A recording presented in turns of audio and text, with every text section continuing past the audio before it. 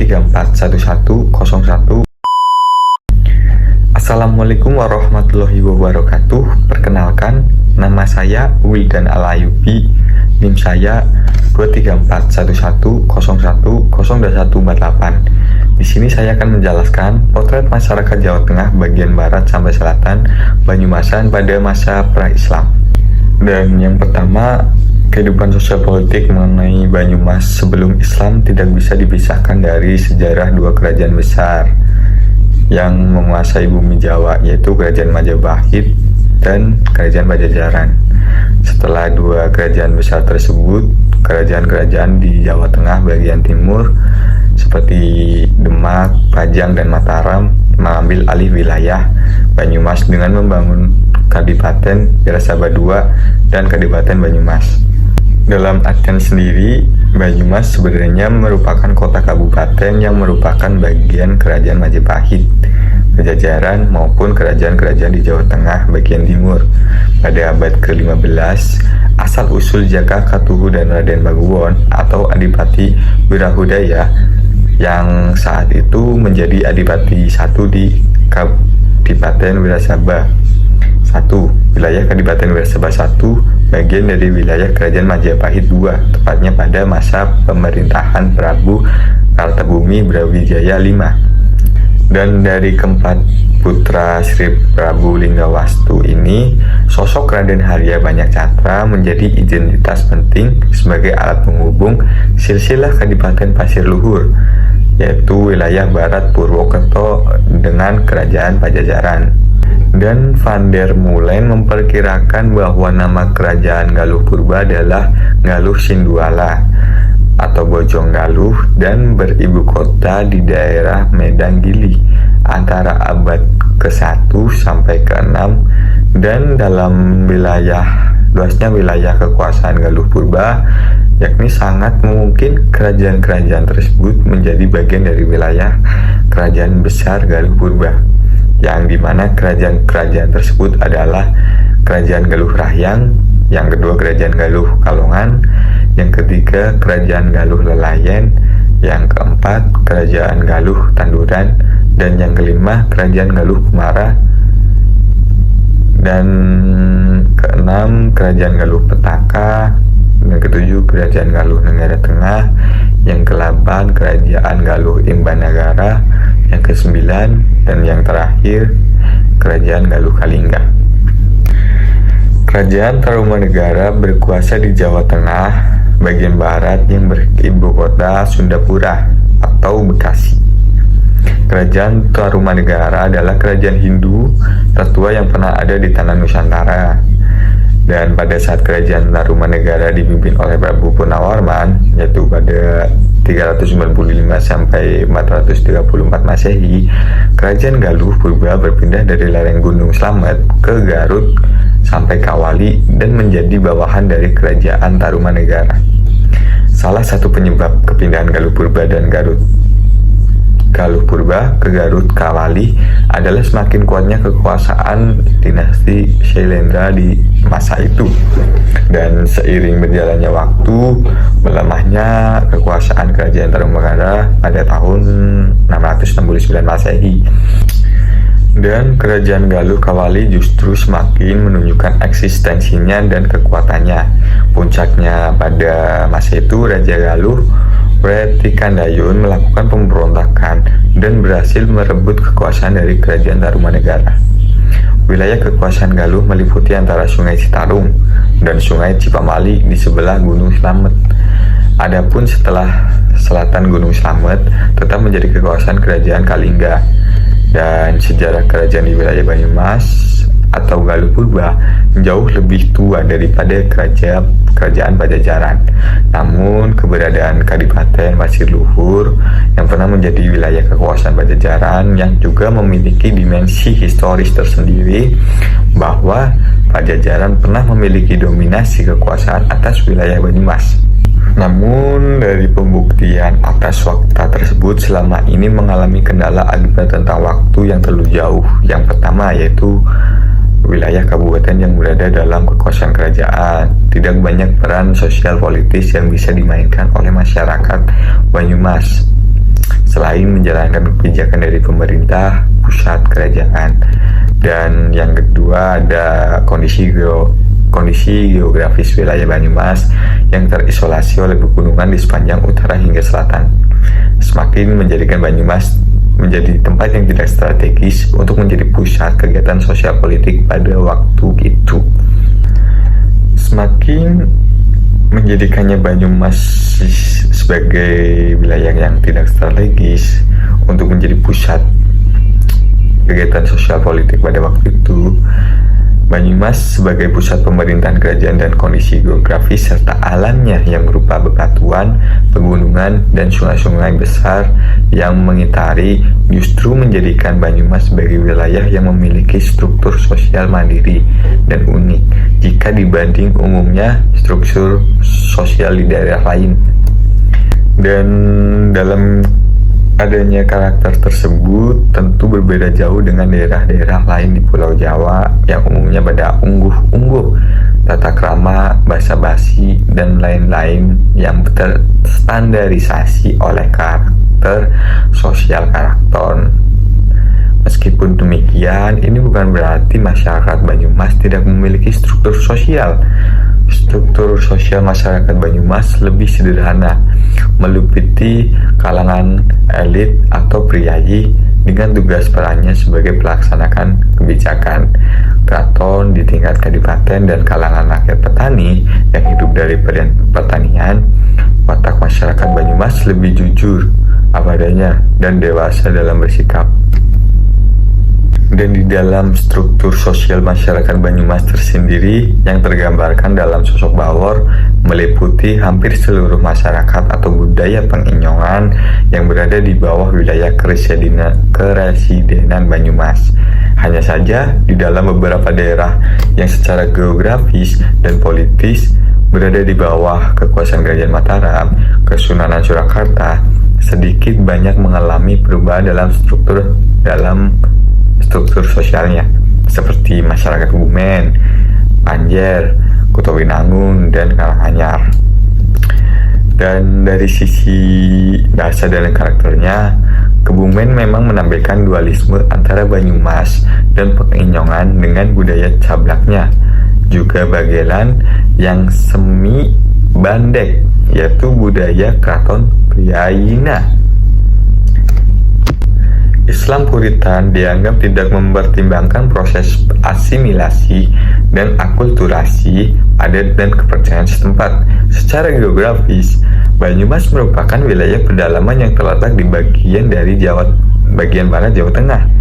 Daerah itu membentang dari perbatasan Kabupaten Kebumen di sebelah timur ke arah barat sampai lembah Sungai Citanduy yang berbatasan dengan daerah Jawa Barat bagian selatan. Berdasarkan pengamatan penelitian, terdapat dua organisasi keislaman yang Puritan yang berkembang di wilayah ini adalah organisasi keislaman yang Puritan yang berkembang di wilayah ini adalah satu, berkembangnya Majelis Tafsir Al-Quran MTA dan Al-Irsyad. MTA memfokuskan kajian pada tafsir Al-Quran. MTA selama ini menjadikan dirinya untuk tidak mengikuti salah satu dari 4 mazhab yang ada, karena mereka hanya ingin semua amalia fikih praktisnya dikembalikan serta dirujuk langsung dari Al-Quran dan hadis. Hal ini MTA dinilai tidak mengikuti pola mazhab tertentu dalam hal mengikuti konstruksi fikih. Dan untuk mencapai cita-citanya tersebut, gerakan ini dilaksanakan oleh MTA antara lain yaitu melalui program dakwah, ekonomi, pendidikan, gerakan sosial, dan pembukaan rumah sakit, serta kursus secara berkala dengan bekerja sama dengan Balai Latihan Kerja Surakarta yaitu BLK. Berkembangnya MTA di Jawa Tengah ini menyebar hingga ke daerah selatan dan barat Jawa Tengah, yaitu di daerah Cilacap, Banyumas, dan Kebumen. Dan pelantikan pengurus MTA perwakilan Banyumas dilakukan oleh Ketua Umum MTA Al-Ustadz Dr. Andes Ahmad Sukina yang ditandai dengan penyerahan surat keputusan. Dan ada yang kedua yaitu Al-Irsyad. Al-Irsyad dapat diungkapkan sebagai organisasi Islam Indonesia yang dimotori oleh orang-orang etnis Arab asal Hudumurut, Yaman, yang sering disebut dengan kaum Hadrami. Terus Al-Irsyad adalah organisasi Islam yang menitik beratkan pada bidang pendidikan, sosial, dakwah dalam gerakannya. Dan selanjutnya Al-Irsyad adalah bagian dari organisasi yang ada di Indonesia yang mengagung jargon pembaharu Islam. Dan adapun prinsip dari pendidikan Al-Irsyad yaitu dibuat menjadi sistem sekolah yang terpisah sebagai daya dorong untuk menyebarkan rasa kehadramian di antara anak soleh sekolah Al-Irsyad. Dan ada pula hal terpenting yang ditanamkan sebagai nilai-nilai modern oleh sekolah Al-Irsyad pada siswanya adalah semangat patriotisme. Dan adapun dalam perspektif sosiologi, gerakan Al-Irsyad dapat dikategorikan sebagai bagian dari gerakan nasional. Gerakan sosial dapat diartikan dengan upaya kolektif untuk mengubah tatanan sosial atau mengubah norma dan nilai. Dalam tujuannya adalah perubahan tertentu dalam masyarakat dengan menetapkan partisipasi menurut cara yang sama. Peningkatan pendidikan adalah satu ciri dari modernitas. Dan dalam materi bab keempat selanjutnya yaitu ada kedua yaitu tren Islam modern. Indonesia merupakan negerinya kaum muslim modern. Awal abad ke-20 ditandai lahirnya gerakan-gerakan Islam yang monumental, kesan yang menimbulkan sesuatu yang besar. Gerakan Islam tersebut telah mengukir tinta emas baik untuk kebangkitan Islam maupun gerakan perjuangan kemerdekaan di Indonesia yang kemudian dikenal dengan organisasi kemasyarakatan Islam, yaitu pertama peran ormas Islam yang lahir awal abad ke-20 itu tetap istiqomah dan memberi warna keseimbangan sebagai kekuatan Islam modern. Yang kedua, Islam modern di Indonesia merujuk pada komunitas Islam yang menekankan pada perilaku normal atau tawasud di dalam mengimplementasikan ajaran agama yang mereka tegakkan. Yang ketiga, ada pemahaman keagamaan yang muncul di tengah-tengah masyarakat Indonesia sangat beragam. Selanjutnya adalah ada Islam moderat dalam konteks keindonesiaan dalam Islam yang menyejukkan, bukan ekstrim atau radikal, anti terhadap kekerasan atau tidak menempuh garis keras di dalam mengimplementasikan keberislamannya. Dan adapun Islam moderat ditandai dengan adanya beberapa karakteristik yaitu berperilaku normal, tawasud dalam mengimplementasikannya ajaran agama, menghindari kekerasan, toleransi terhadap perbedaan pendapat dan sebagainya. Dan yang kedua ada NU. NU sendiri didirikan pada tahun 1926 oleh kelompok ulama dan kiai yang lebih ortodoks yang terutama berasal dari pesantren di Jawa Tengah dan Jawa Timur, bertekad mempertahankan bentuk-bentuk kepercayaan dan praktek keagamaan tradisional terhadap serangan kaum reformasi. Terus NU dalam perkembangannya bekerjasama dengan unsur-unsur nasionalis radikal dan karena itu dapat ikut diambil bagian di dalam pemerintahan setelah tahun 1953. Terus materi selanjutnya ada perkembangan Nahdlatul Ulama di Jawa Tengah bagian selatan. Karena tadi adanya pembahasan dari NU sendiri, maka kita akan bahas NU sendiri dari perkembangan di Jawa bagian selatan.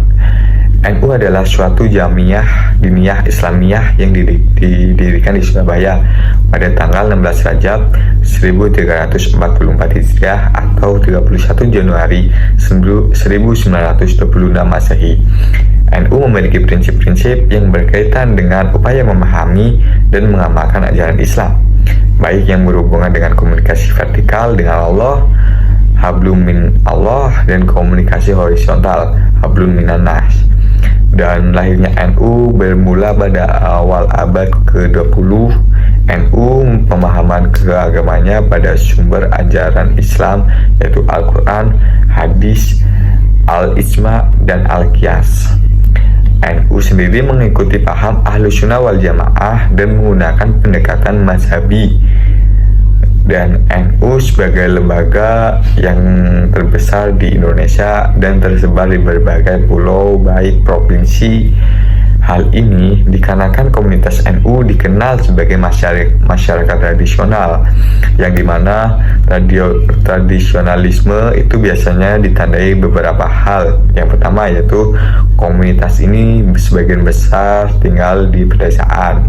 Kedua, NU mempunyai dasar-dasar dan kekayaan intelektual yang senantiasa diwariskan dari satu generasi ke generasi berikutnya melalui lembaga pesantren. Ada yang ketiga, NU mempunyai lembaga pendidikan yang cukup mapan sebagai bisnis misi keilmuan, yaitu pesantren. Warga Banyumas dan sekitarnya sendiri adalah mayoritas beragama Islam dan merupakan nahliyin, yaitu NU, yang meskipun tidak ada identitas yang resmi mengakui dan diakui sebagai warga NU, tapi karena hal itu terlihat pada ikatan semangat kekeluargaan yang kuat, NU sebagai organisasi kemasyarakatan berbasis agama terbesar di Banyumas tidak bisa dilepaskan dari tradisi pesantren, kiai, serta santri dalam praktik berpolitik mereka. Dan selanjutnya ada pemahaman yang kedua, bukan pemahaman tetapi aliran atau apalah itu yang bernama Muhammadiyah, seperti halnya tadi NU cuman sekarang bernama Muhammadiyah. Kita lanjut di materi perkembangan Muhammadiyah di Jawa Tengah bagian selatan. Masyarakat Muslim Purwokerto dan Kabupaten Banyumas pertama kali mengenal Muhammadiyah adalah ketika Kiai Haji Ahmad Dahlan memberikan pengajian akbar di Masjid Agung Baitus Salam. Berdasarkan berdirinya Muhammadiyah Purwokerto menandai awal lahirnya Muhammadiyah di bumi Banyumas. Muhammadiyah cabang Purwokerto dapat membangun langgar atau surau atau bisa sekarang disebut dengan musola untuk pengajian. Pendirian langgar juga dilakukan di desa-desa.